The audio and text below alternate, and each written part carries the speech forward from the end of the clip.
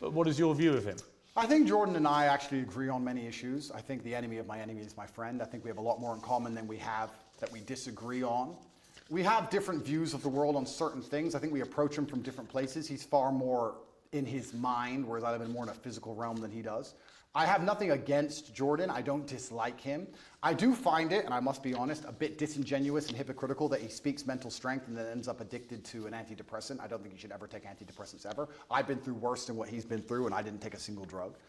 However, I have nothing against the guy. He says very intelligent things, and I'd be interested to argue with him or discuss or debate with him, but I think we'd actually agree on most points, to be honest with you. I don't think he may be unhappy with somehow how I've lived my life and some things I've done, but we've already discussed the fact that I come from the lowest income area of the UK, and most people around me were selling drugs, so at least I didn't do that.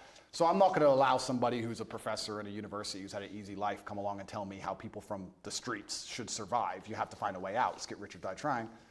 But I have nothing against the guy.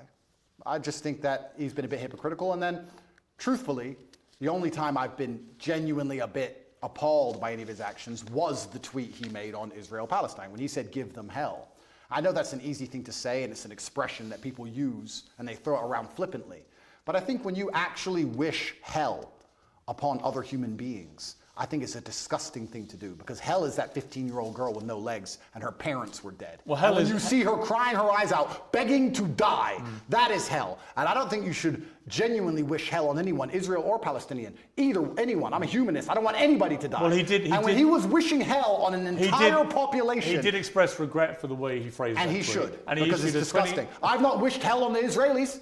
I've not wished hell on the Israeli state. I don't want any Israeli civilian to go through what that 15-year-old Palestinian girl's going through. Not a single one. He said about you, Jordan Peterson, I'm not particularly happy to be grouped with Andrew Tate. I think there are some elements about what he does that are quite reprehensible. I'm sure he has. I don't know everything he says, and he may disagree with some of my point of view. As I said, I have nothing against him. I don't think anything he says is particularly wrong.